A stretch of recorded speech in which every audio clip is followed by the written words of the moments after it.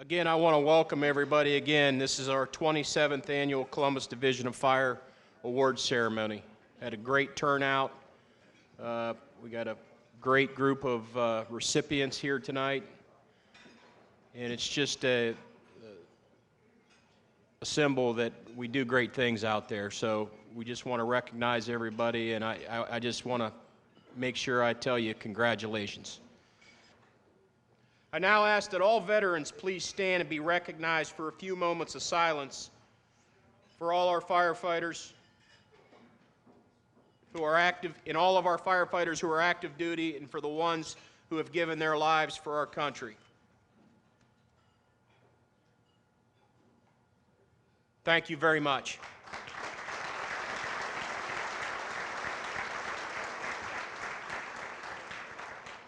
Okay, it's now my honor to introduce our Mistress of Ceremonies, Gail Hogan.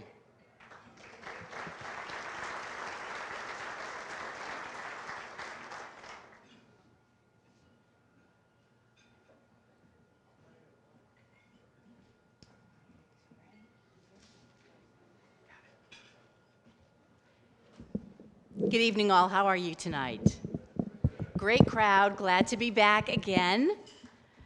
And we have some interesting stories and some great, courageous award winners tonight. Civilian, firefighters, police. We've got them all tonight. So, the purpose of the awards program is to publicly recognize members of the Division of Fire and citizens of the community who have distinguished themselves through acts of heroism and exceptional community service above what is normally expected.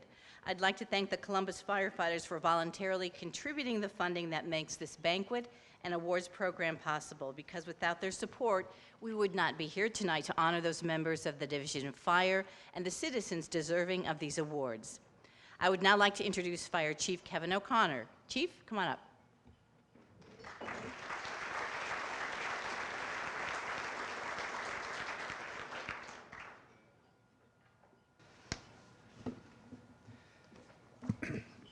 Good evening, everybody. Welcome to Columbus Division of Fire Annual Awards Ceremony. One of the things we need to keep in mind is the mission of the Columbus Division of Fire is very special. It is what guides us when no other principle, rule, regulation is out there. You know, we just heard what we're going to celebrate tonight is actions that members made because they were doing the right thing at the right time in the right place. We had 5 members. Jack Reel's not the only one going from Columbus. There's approximately 5 members of the Columbus Division of Fire that are going down to Florida. They're not doing that because they want to be heroes. They're doing that because there's somebody in need, and they're going down there because that's where the need is. That's what we do every day. The mission of the Columbus Division of Fire is very simple. It's to prevent emergencies through education and inspection, minimizing injury, death, and property destruction due to fire, natural disaster, and other emergencies, minimizing injury, death, and suffering by providing timely and effective emergency medical care. In order to accomplish our mission, we, the members of the Columbus Division of Fire, use the following values to guide our actions: preservation of life and property, safety, personal integrity, professionalism, and respect for others. And if anyone's ever heard me talk before, the mission statement is something that I bring up almost every time because that is who we are. It is that thing that tells us what we do on that dark night, on that rainy night, on that cold day, in the morning. It's when people entrust us with the most valuable possession they own, and that is another member of their family. When you walk into a house and you're handed a baby, when you go into a house and the wife gives you her 70-year-old husband who they've been married for 50 years, that's the trust that they entrust with us when we come in. They don't ask us for anything other than to help, and we don't ask them anything other than we will be there to help. We make that promise to them. What we're going to recognize tonight and honor are 139 individuals who not only accepted the mission of the Columbus Division of Fire, but they demonstrated it at the highest levels. Day after day, they willingly prepared for and put themselves in harm's way. They used their professionalism, dedication, and commitment to making a difference in somebody's life to be truly inspiring to every other member of the division. This is an evening to reflect on the differences that they have made in the lives of the citizens of Columbus and the Division of Fire. One of the hardest things to do in our business is to recognize a firefighter for a job well done. A firefighter's immediate response is, "No thanks, I was only doing my job." They're not looking for accolades, they're not looking for adoration. What they're looking for is they are just there in a time of need and they want to help. What you'll hear tonight are stories of members of the division, members of the public, police officers who were only doing their job. But more importantly, they were being human. They were being a dad, a mother, a grandmother, a neighbor, a friend. Yet as outsiders, we look back and say they did much more. They put themselves in a situation where they took someone else's life and they said, that person is more important than my own. They stepped into a situation and at a level that was not required of them. They saw a need and had the ability at that very moment to do something about it. If they hadn't done anything, they would have created no fault for themselves because this was an extraordinary act that couldn't even have been expected to have been occurring. In fact, it's probably something that they shouldn't have done. But instead, they acted. They put their interest of someone else above their own.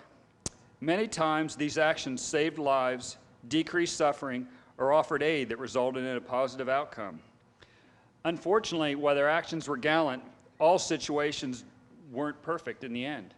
There's a story tonight where we'll be honoring civilians who put themselves in harm's way for a total stranger to help a person in need. They didn't know that person, and in the end, unfortunately, that person didn't survive. But what did happen, and it's that untold story, is that that family member got to spend another week with their family and got to say goodbye before they succumbed to their injuries. But those are the things that they weren't worried about that. They said, hey, there is a human being in need, and I have that unique ability at this time and place to do the right thing, and they did it.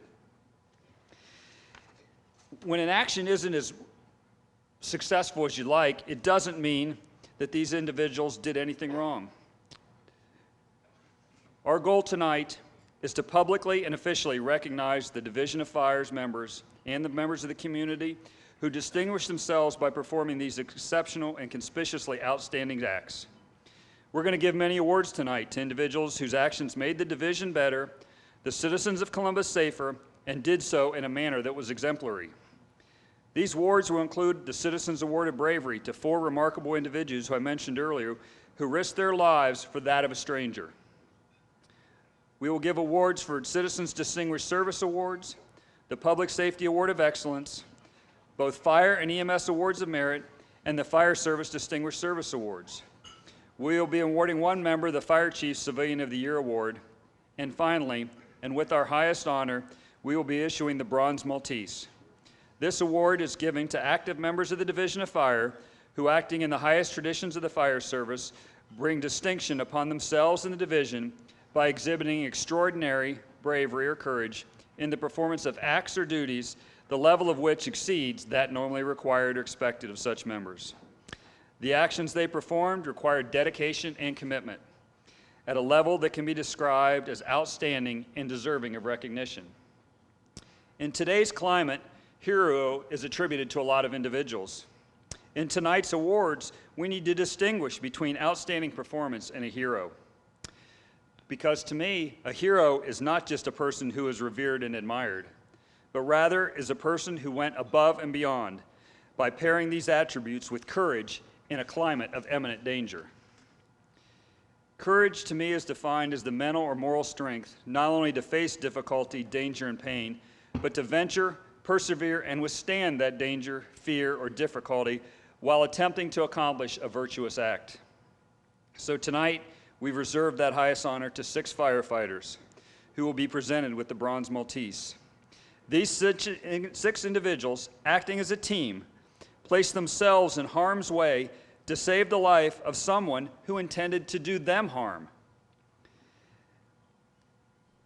A home had exploded. It reeked of chemicals, but these individuals saw a person in critical need of care.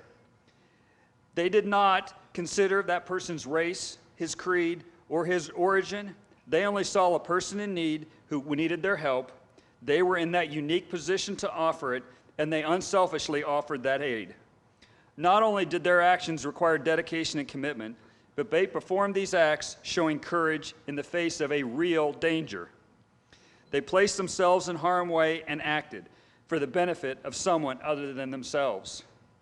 To mitigate that situation in the end, we had to set a charge off in the house that resulted in a fire. These members went in before that was rendered safe to rescue this individual who actually had meant them and many others in the city of Columbus harm. All of these honored tonight have given Columbus a very special gift. That gift is their willingness and unselfishness to go above and beyond the expected and put others above themselves. For that, on behalf of the 1,528 uniformed members of the Columbus Division of Fire, we want to take tonight to publicly say thank you. Now, I'll turn it back over to Gail.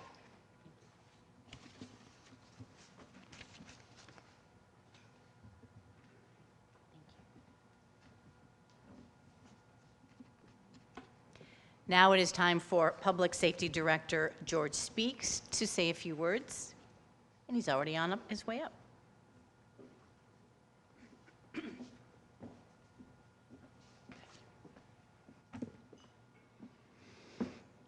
I want to help others.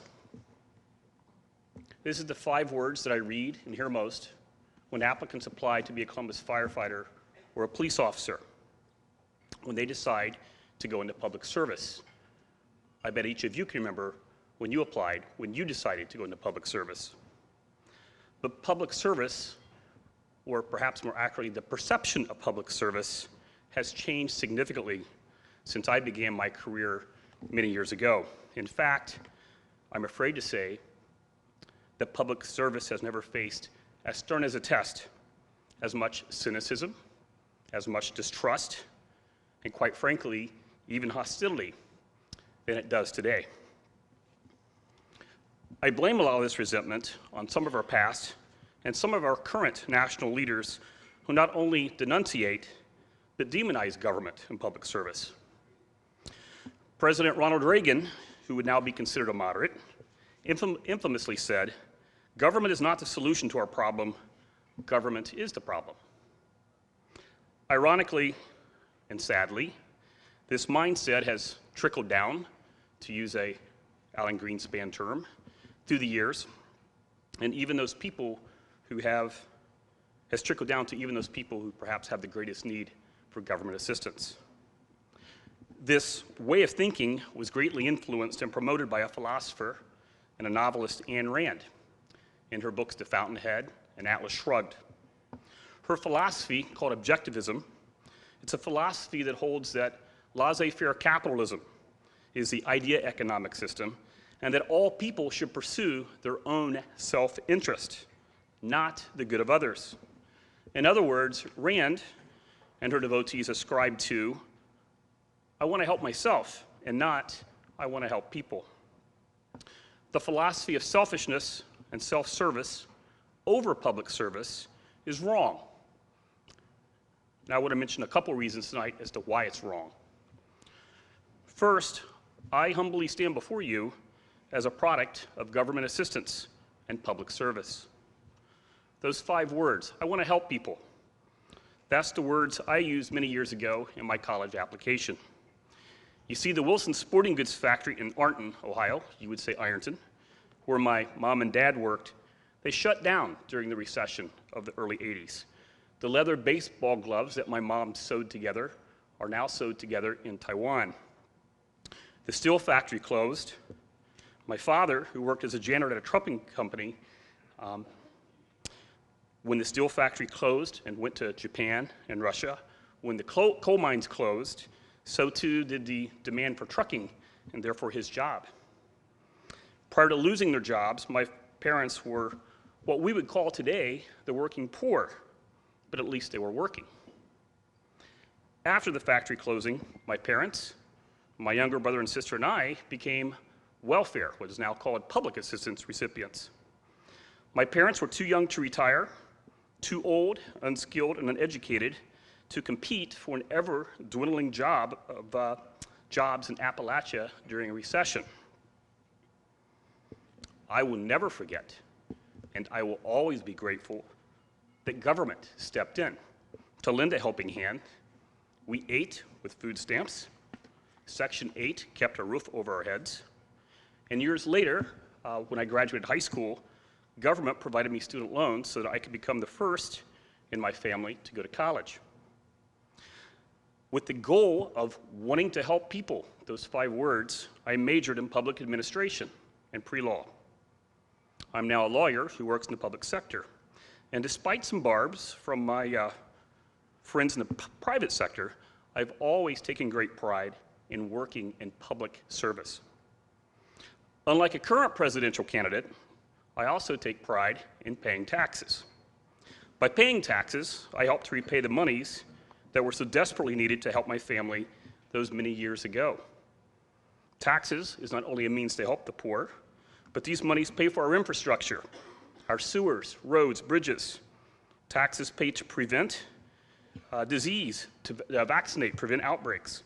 They pay for public safety equipment and employees, such as firefighters and police officers, and a myriad of other vitally necessary services.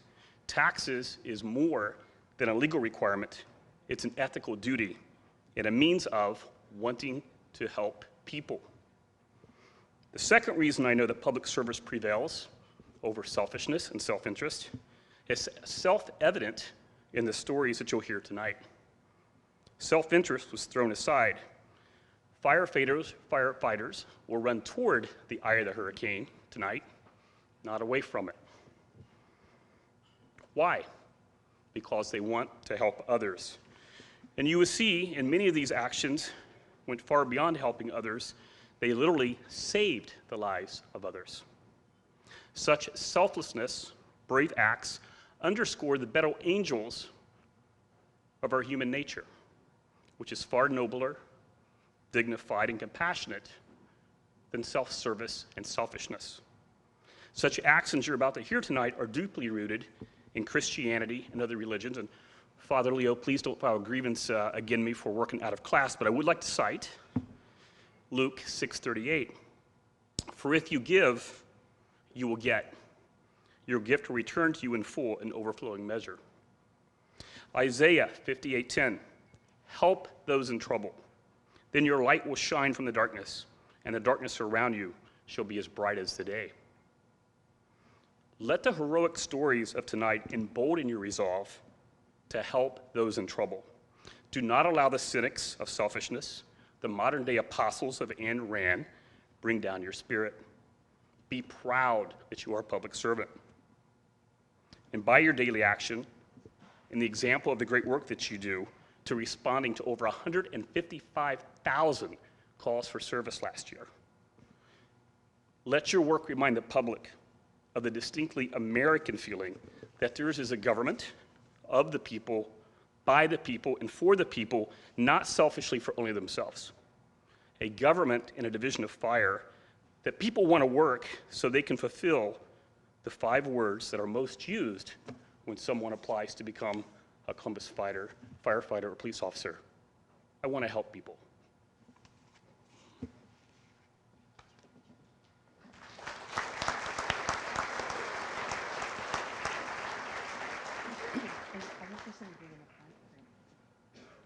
These folks will remain on stage to help award our winners their plaques.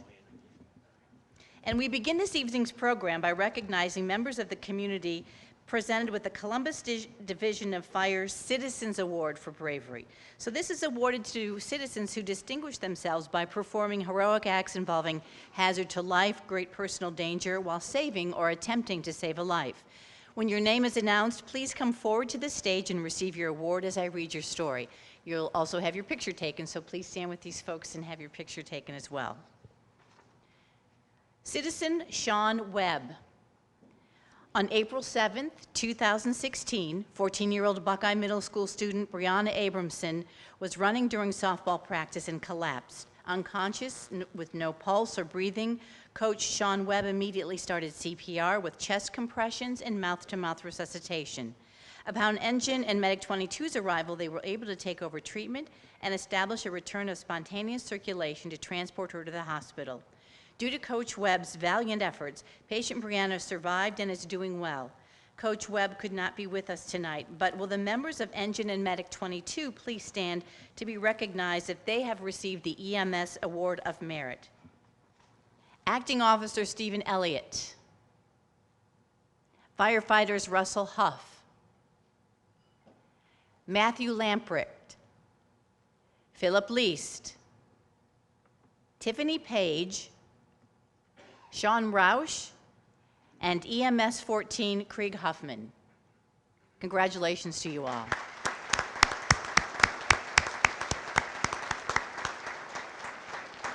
And I love these stories of cardiac arrest survivors because I'm one myself, thanks to you all here this evening. Well, maybe not you particularly, but I think some of those people may be retired, Carrie. But Carrie was one of those who was there the day that I went into cardiac arrest. So when I read these stories, I know that we're doing everything right. And I survived. Yeah, I'm still here. Again, as I read your name, please come to the stage. Citizens Michael Evans, David Moore, and Derek Roberts. On December 20th, 2015, fire companies were responding to a report of a fire in a residence at 1867 Bryden Road. They were told there was a victim inside. Upon arrival, civilian bystanders were already to the rescue. Citizen Derek Roberts was next door at his girlfriend's house when he saw fire showing from the house next door. Knocking on doors and windows, he forced open the back door when he saw the 91-year-old occupant who had collapsed on the kitchen floor in the back of the house. Citizens Michael Evans and David Moore were driving by and stopped to help. After making several attempts to find her, experiencing minor smoke inhalation, they were able to remove her from the burning house to safety across the street until Medic 15 arrived. They had minor smoke inhalation and were treated with oxygen, but no further injuries. While Medic 15, along with EMS 14 Lieutenant Jeff Blair, assessed the fire victim, she had first-degree burns to her shoulders and neck, an altered level of consciousness, lung sounds, and soot around her mouth and nose. She was intubated and transported to the OSU Medical Center, where she did pass away a few days later. Due to the efforts of these citizens who rescued her from the burning house, her family was able to spend her last days with her. Citizens Michael Evans, David Moore, and Derek Roberts are commended for their actions and are hereby awarded the Columbus Division of Fire's Citizens Award for Bravery. Congratulations.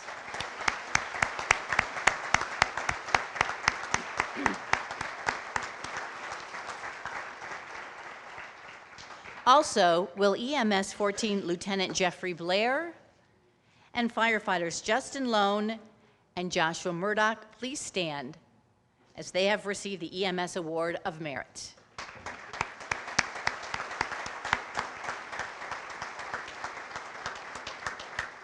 Our next award of the evening is the Citizens Distinguished Service Award, and this award is given to citizens other than members of the fire service who have distinguished themselves by performing acts in a manner deemed to be above that normally required and sufficient to set them apart from their peers. When I read your name, please make your way to the stage.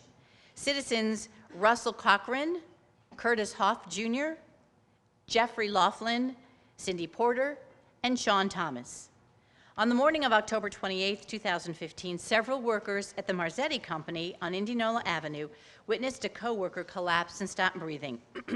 He had complained of a headache all morning before he collapsed. Employee Cindy Porter was the first to identify the coworker was in cardiac arrest, telling others to call for help. Russ Cochran called on the plant radio for first responders. Sean Thomas was the first responder to arrive. He confirmed the patient was in cardiac arrest and started CPR with Russ Cochran controlling the patient's airway. Jeff Laughlin called 911, retrieved and applied an AED with help from Curtis Hoff. They were advised to shock up to 3 times and were able to get a pulse and shallow respirations. Engine 13 crew arrived and aggressively regained an airway with assistance from Medic 7 and EMS 13 Todd Gritter. Advanced life support procedures were continued on scene until the patient was transported to Riverside Hospital in critical condition, but with a strong pulse and blood pressure. Due to the quick response of his fellow co-workers that day, Jerry Ward was able to make a full recovery and is here with us tonight. Jerry, will you please stand?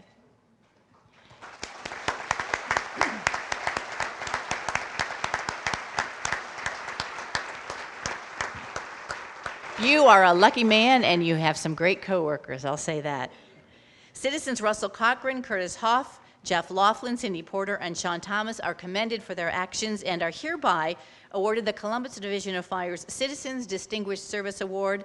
And will members from Engine 13 and Medic 7 also stand to be recognized from your seats? Acting Officer Christopher Janiak, firefighters Robert Avery, Kevin Barth, Anthony Francescan, Craig McDonald, Robert Paxton, Andrew Sharp, Tom Sauer, and EMS 13 Lieutenant Todd Gritter.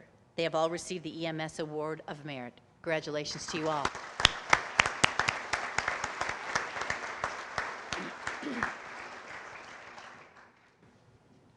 This is the conclusion of our Citizens Awards, and our next category is the newly created Public Safety Award of Excellence.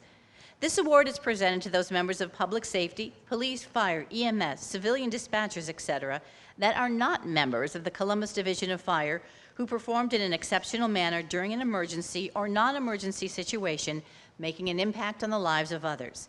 As I read your name, please come to the stage. Columbus Division of Police Officers Edward Chung, Jared Randall, and Clayton Summercamp. In the early morning of February 1st, 2016, Columbus Division of Police Officers Jared Randall, Eric Chung, and Clayton Summercamp were performing a random traffic stop in front of a home on Wheatland Avenue when they began to smell smoke coming from the house they were stopping in front of. Officer Summercamp asked Officer Chung to stay with the man and vehicle while he and Officer Randall went to investigate. They saw heavy fire and smoke coming from the south side of the house. They both proceeded to knock on the door and went inside to see if there were any occupants. Inside, they found 2 adults and 3 children. Initially, there was concern there was a 3rd adult in the home, and after removing all others, Officer Randall went back into the home, searching for a 3rd adult, not finding anyone. Fortunately, the 3rd adult was still at work at the time. Engine 17 arrived, finding the 1st floor clear with heavy fire on the 2nd floor, especially in the bedroom. Officers Edward Chung, Gerald Randall, and Clayton Summercamp were commended for their actions and hereby awarded the Columbus Division of Fire's Public Safety Award of Excellence. Congratulations to you.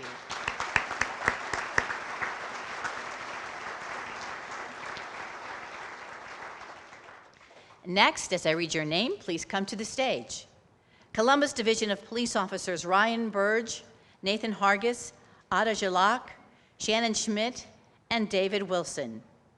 On March 25, 2016, Acting Officer on EMS 13 Scott Widener, along with Engine and Medic 7, were dispatched on a pedestrian who was struck on East 5th and Penny Street. Upon arrival, they were directed by Columbus Police to English Way and Penny Street. It's a pedestrian against a train.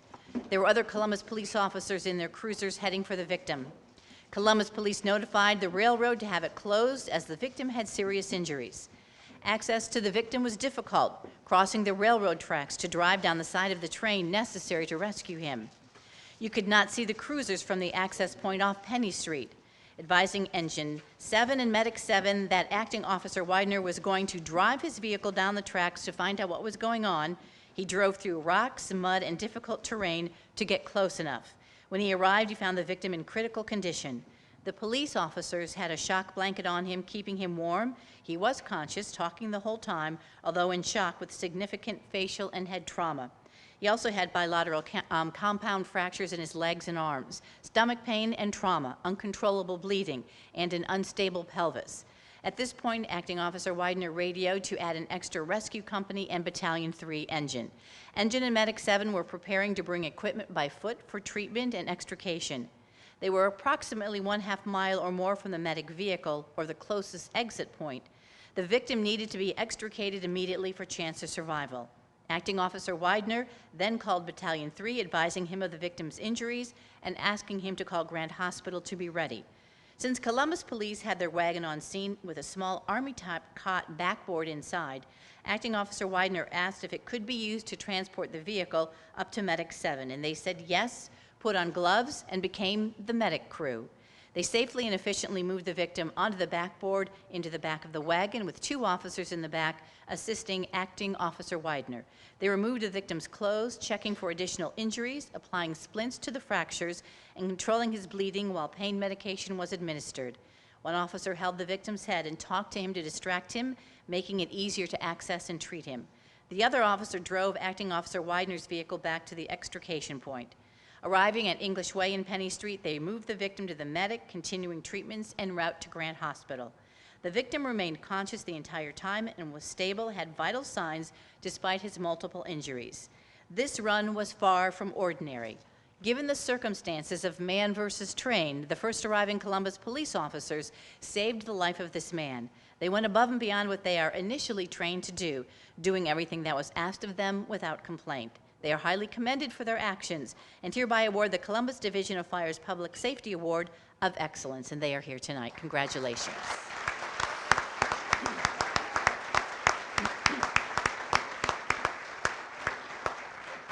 Will Acting Officer Scott Widener please stand as he has received the EMS Award of Merit.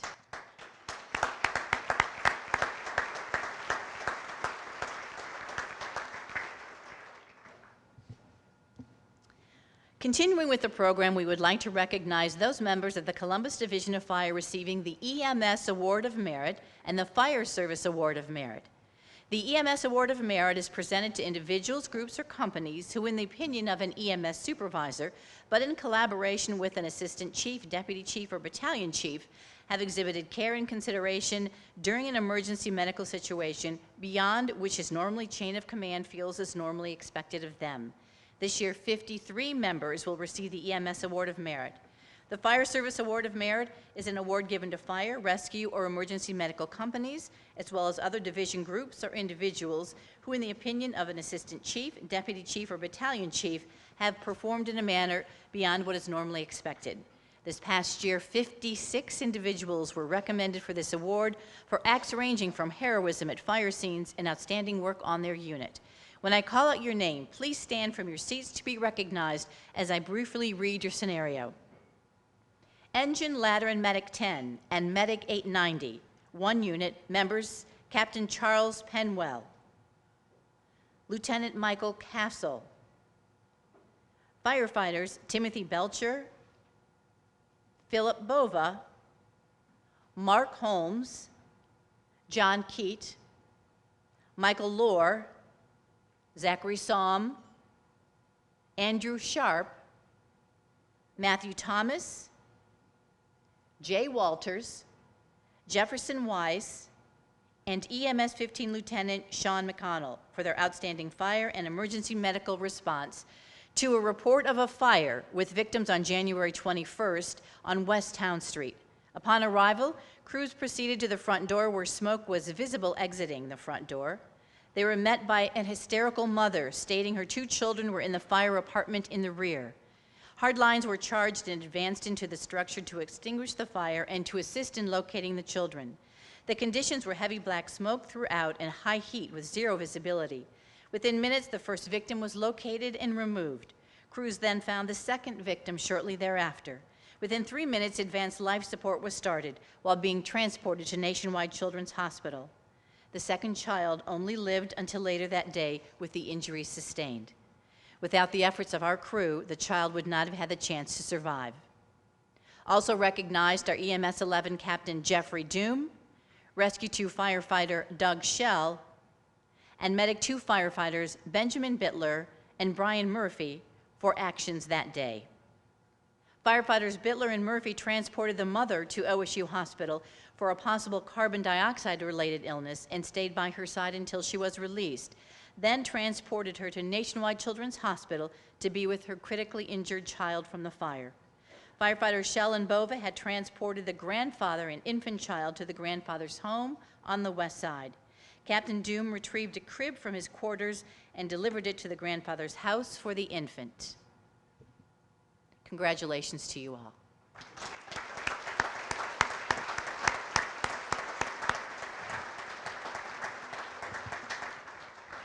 Engine, Rescue, and Medic 16, 3-unit crew members, Lieutenant Michael Biederharn, firefighters Jeffrey Basham, Jeffrey Evans, Daniel Matisse, Brian Murphy, Sean O'Donnell, Michael Rosenberg, Luke Roth, Joseph Storer, and Rodney Warner. Please stand if I've called your name.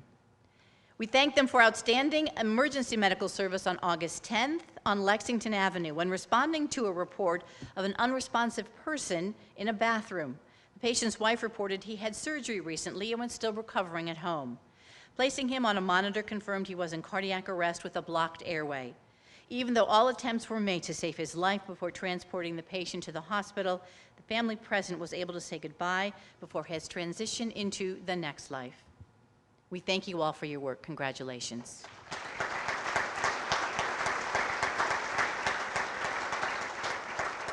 Again, stand as I call your name. Medic 16 3-unit firefighters, Brian Murphy and Luke Roth, for your outstanding emergency medical service during a working fire at Minnesota Avenue on May 19th, involving a 2-year-old fire victim. They were the first medics on the scene on a report of a trapped victim at this house fire when Engine 18 Lieutenant Stephen Robertson carried a lifeless and unresponsive 2-year-old female out to the medic's vehicle. The child was placed on the monitor where it was determined she was in astal and rounds of EPI were administered by being transported to Nationwide Children's Hospital. She was intubated. The staff was alerted at her arrival with the return of spontaneous circulation with a bradycardic rhythm established. Sadly, the child did not survive her injuries, but medics Murphy and Roth did an exemplary job in their resuscitation efforts in order to try to save this child. Congratulations to you.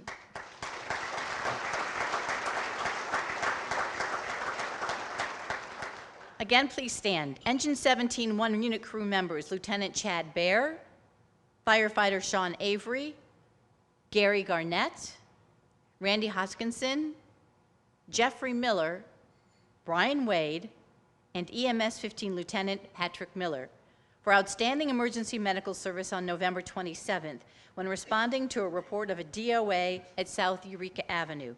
Upon arrival, they found a male patient, 55 years old, sitting on the bathroom floor who had been deceased for approximately 24 hours. Also in the house were 2 young children of the deceased male. After questioning the 2 kids, they stated they had not seen their father since he went into the bathroom the morning before. They had been in the home alone and hungry for the past 24 hours.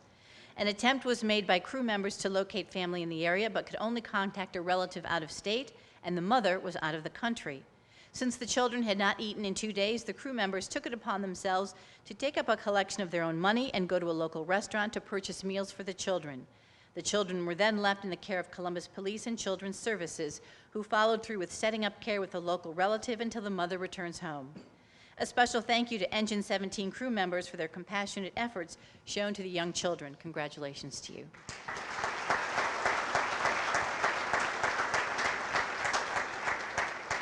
Engine and Medic 19, 1-unit crew members, Lieutenant Kethan Peters, firefighters Matthew Francescan, Jennifer Miller, Matthew Workman, Jason Miklasevic, Roger Richards, and Jeffrey Reinfrank for outstanding emergency medical service response on February 29th at 92 Sunnyside Lane, called in by neighbors of a woman who lived in her home with a diabetic assist dog. Columbus Police and fire crews made entry into the home where a 56-year-old female patient was found in her bedroom, on her bed, unable to talk. Her assistance dog is trained to sense when her blood glucose reading is low and will not stop barking until help arrives. Her vital signs and blood glucose were obtained and the reading was very low.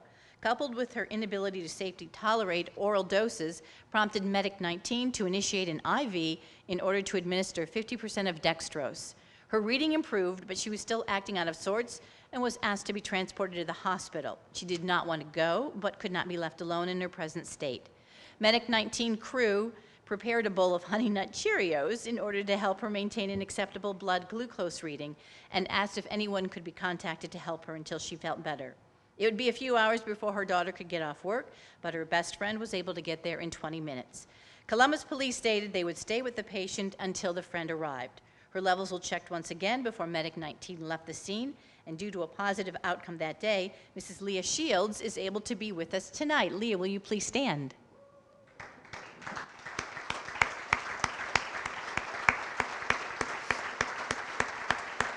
Congratulations, Leah. We have many names here, so please stand. Engine Rescue and Medic 4, 1-unit crew members, Captain William Brobst, Firefighter Sean Buchanan, Curtis Kaiser, Eric Keener, Kenneth Moore, Larry Rue, Charles Willis, Troy Brumfield, William Nelson, William Barber, Todd Beery, Thomas Massara, Daniel Weisener, Engine 21 crew members, firefighters Sean Ferguson, Jonathan Frederick, Jay Schumacher, and Trent Spellman.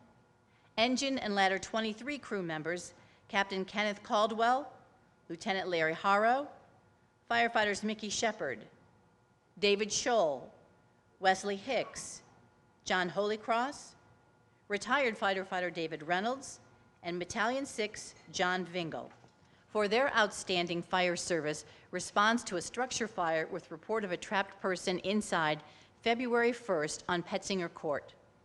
With heavy smoke showing it was reported to Engine 4 crew there were possible victims in the basement. Battalion Chief Vingle took command of the incident when Engine 4 crew making their way to the basement locating the fire in the corner of the apartment's basement. Rescue 4 crew members entered the first floor apartments, finding the living room floor badly sagging. This information was relayed to a Ladder 23 crew so they could start ventilation. The trapped victims were 2 dogs, and once it was confirmed there were no other victims, Medic 4 crew worked with Engine 23's crew and getting Engine 4 reliable water supply flowing water into the basement to extinguish the fire. Congratulations to all of you.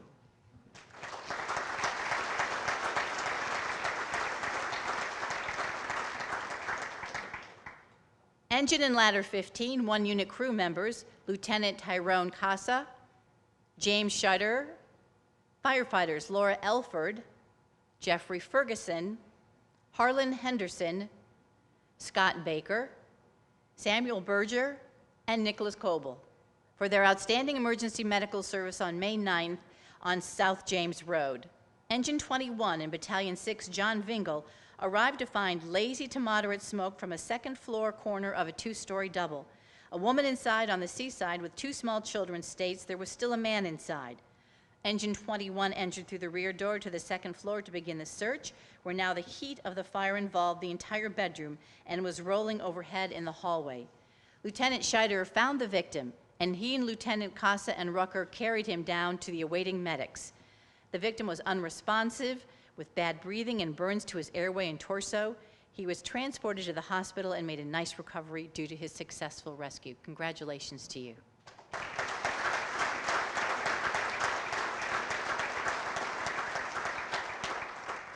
Engine, Ladder, and Medic 26, 3 unit crew members, Lieutenant Matthew Beckett, Lieutenant William Fitzpatrick, firefighters Joe Bauer, Charles Fritz, Robert Hutton, Trent Iguchi, Thomas Magoo, Sean O'Brien, Patrick Reeves, and Michael Rutledge for their outstanding fire service response to a report of a working fire on Nike Avenue in April. Upon arrival, heavy smoke was showing from a 2-story residence on the seaside that had extended to the attic space and venting through the roof. There were exposures on the B and D sides with exterior siding already melting, and the fire was progressing to the soffit area. An all-clear fire was obtained pertaining to the occupants as the ladder crew entered to the complete primary search while the engine crew started to advance a hose line to the interior. Based on the findings, hose lines were redirected to the seaside exterior where the seat of the fire was located. A second hose line was advanced to the D exposure, which stopped the progression. At the same time, a third hose line was being stretched by the medic crew to the B exposure, which stopped its progression. As these lines were being stretched, the pump operator secured a water supply and opened the deck gun on the roof to slow the advancing fire in the attic. When the fire was controlled, hose lines were reassigned to the interior to complete extinguishment and a secondary search. The tactical decisions and appropriate use of limited resources exhibited that day kept the fire from spreading to the other homes, displacing only 1 family instead of 3. Congratulations.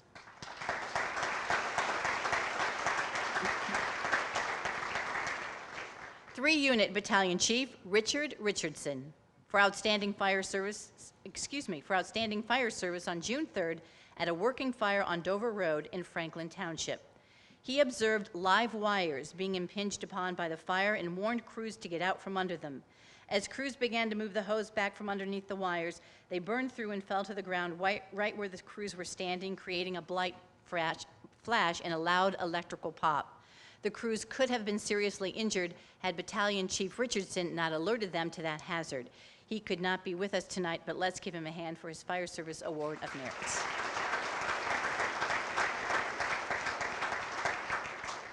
Our next presentation is the Fire Chiefs Award, which is to allow formal recognition of deserving fire service individuals, groups, or companies from the fire chief's level. This year, for the second time, the division is publicly recognizing a civilian division employee who has shown exemplary individual achievement, outstanding work ethic, and commendable acts which are deemed to be above and beyond those normally expected or required. Joshua Tilton, EMS Education Instructor 2, please come to the stage.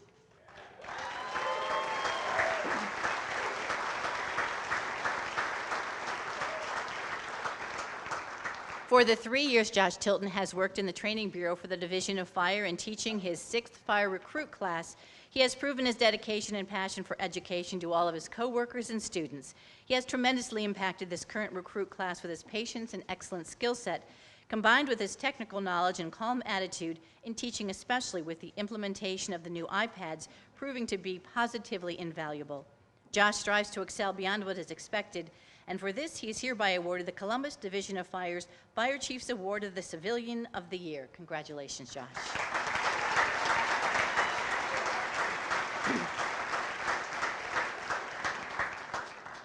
Our next award of the evening is the Columbus Division of Fire's Distinguished Service Award. This is awarded to individual members of the division for their commendable performance, acts, or duties, or for efforts expended in maternally contributing to the success of fire safety, fire prevention, or community relations programs. Firefighter Todd Schulteis, please come to the stage. Firefighter Todd Schulteis has been a member of the division's dive and rescue team since 2005. He has decided to retire from the team, leaving in good standing to pursue other goals within the division.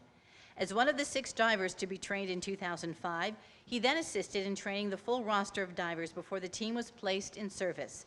Being a newly created team, it was a very intense learning curve for most divers, and especially for the supervisory candidates, as Todd was. Todd continued to help mold operations on 2 unit while the team was becoming fully operational and was active in keeping the team moving with training and operations. He was also a valuable resource to the team manager, performing administrative and operational tasks, as well as being a good sounding board for ideas and suggestions. For this and his dedication, he is commended and awarded the Columbus Division of Fire's Distinguished Service Award. Congratulations.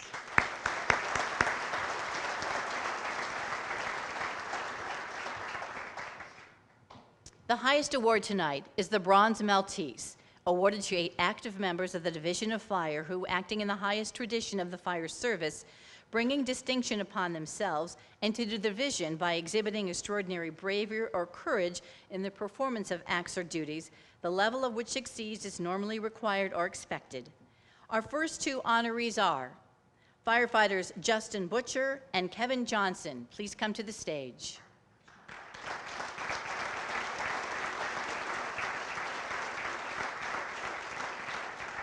On April 5th, firefighters Butcher and Johnson were returning to quarters after running for 3 hours on a hazmat bomb incident on South Dawson Avenue. They were on East Broad Street in Nelson when they heard a fire assignment being dispatched to North Nelson Road, approximately 1/2 mile north of their present location. They were the first to arrive on the scene by themselves for approximately 2 minutes. Firefighter Johnson reported the rundown, making it a working fire with smoke showing from the 3rd floor side of the 3-story apartment building with people evacuating. Both donned their self-contained breathing apparatus and entered the building with a water can and forcible entry tools. They found light smoke on the 2nd floor and heavy smoke on the 3rd. There were 10 units on each floor. They proceeded to the 3rd floor, not knowing how much fire was there because of a bystander report of at least 1 occupant still on the 3rd floor. Working in 0 visibility conditions, protected by only their water can, they proceeded to search all but 1 of the apartments, forcing entry into several of those. Most of the exposure apartments were full of smoke and had little or no visibility. Firefighter Butcher found the fire apartment and doused the flames in the bedroom with the water can, while firefighter Johnson found the disoriented occupant coming out of the apartment across from the fire and assisted her outside to awaiting medics. He then went back and continuing the search with firefighter Butcher till he was joined by other crews. Demonstrating a high level of professionalism and ability during multiple responses, they are highly commended for their actions and hereby awarded the Columbus Division of Fire's Bronze Maltese Award.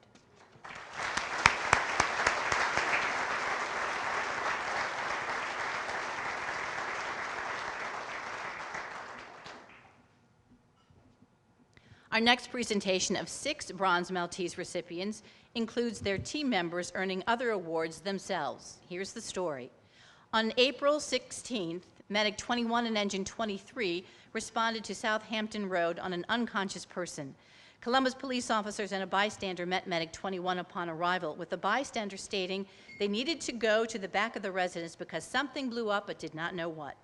The Columbus police officer stated it was a possible meth lab and a victim inside.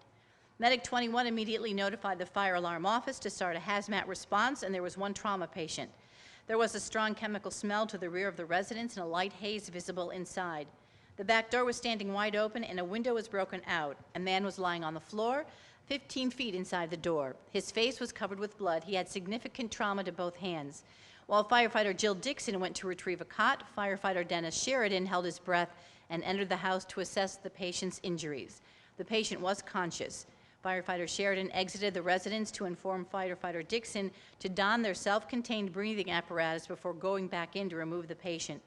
As they were moving the patient onto the cot and carrying him outside, Engine 23 arrived on the scene. Both crews cut through 5 layers of clothing on his upper body and 3 layers on his lower body before treatment was administered. The patient sustained severe, traumatic, and amputation-type injuries to both hands. His face was bloody, and he had abrasions to his lower abdomen. Medic 21 transported the patient to the hospital, while Lieutenant Larry Harrow did a secondary search of the residence prior to hazmat crew led by Captain Bill Brobst and a Columbus Narcotics detective's arrival. Both Captain Brobst and the detective entered the residence and determined it was not a clandestine drug lab, but had precursors for homemade explosives. Bomb Squad Captain Jason Bender arrived on the scene and was in charge of operations. Firefighter Pat Morris made entry to verify the chemicals that were present and identified them as chemicals used in homemade explosives. A sample was taken and confirmed by the State Fire Marshal's mobile lab as a homemade explosive. Firefighters Rich Kuhn and Dan Carver searched the rest of the residence and x-rayed other items found inside the house on the 2nd and 3rd floors and found no hazards. Firefighters Pat Morris and Roger Heim re-entered the residence and neutralized the remaining hazard, which resulted in a fire from chemicals that were still present in the room. Lieutenants David Haley and Aaron Rooker and firefighter Rick Harding searched a residence in the area the victim had frequently visited, and no hazards were found inside. With all involved working as a team and with other agencies, this incident resulted in a successful outcome with no other injuries and the hazard contained. Will Captain Jason Bender, Lieutenant David Haley, Lieutenant Aaron Rooker, firefighter Richard Harding, please stand at their seats as they have received the Columbus Division of Fire Service Award of Merit.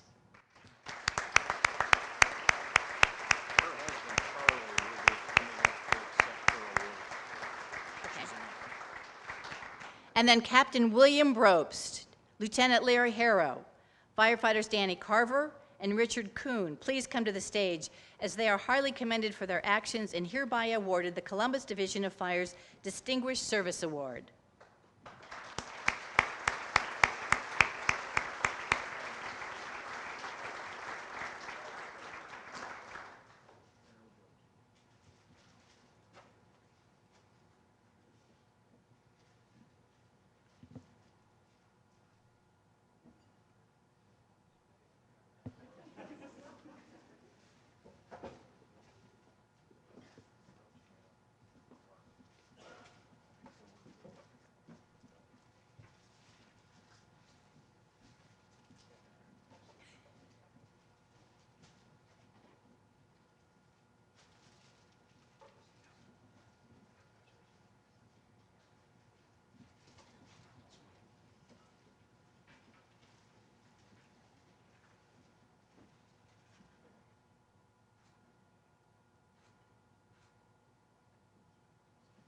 Congratulations to all of you.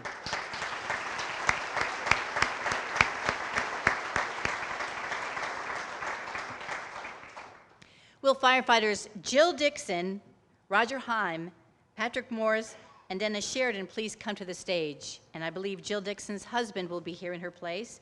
They are accepting the highest tradition of the fire service, bringing distinction upon themselves and to the vision by exhibiting extraordinary bravery or courage in the performance of acts or duties, the level of which exceeds that is normally required or expected of such members.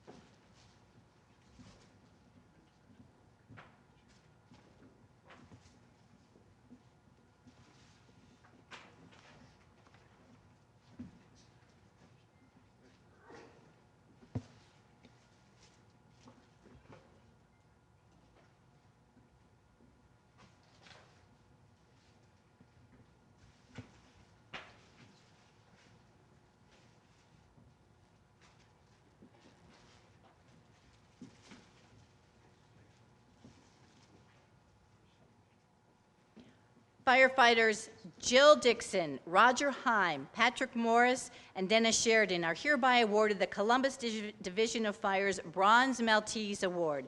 Congratulations to each and every one of you.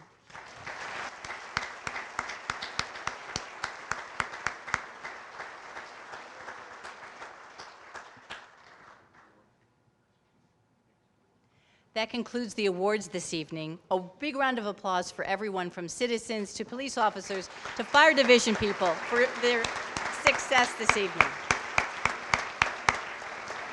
And now I'd like to turn it back over to our chair, Jim Cannell, for closing awards.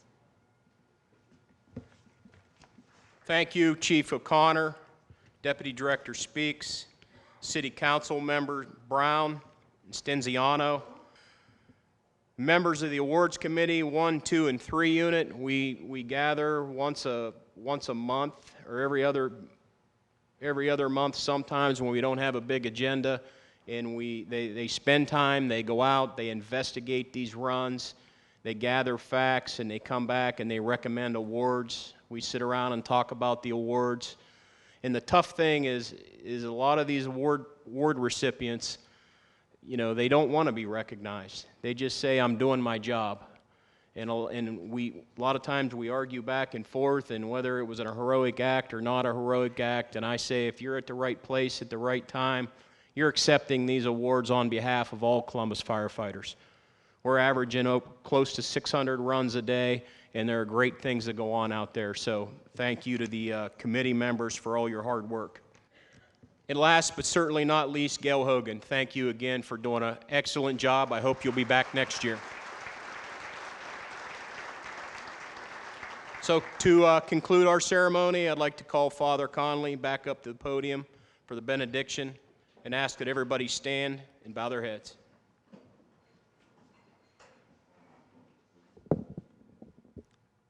Lord our God, we thank you. We thank you for the messages and the stories that have been shared this evening, for the service of so many in the fire service, EMS, Columbus Division of Police, and our civilians. And as has been mentioned, there are many other stories about which we have not heard, but have touched the lives and hearts of so many. As we go forth from here, we ask for your continued presence and help in all that we do. Be with all first responders. Be with those on the way to Florida. Be with our brothers and sisters who are already in the midst of the hurricane. Be with our brothers and sisters who have already experienced devastation in the Caribbean because of the hurricane. Be with those who are on the streets of our city and our country at this very moment, protecting our safety and serving those in need. Be with families, spouses, and children, all those who support those who are in the public service as first responders, that they will know that their presence and support means so much. Bless us all in all our efforts in serving you and your people. We ask this in your most holy name. Amen. Thank you and have a safe drive home.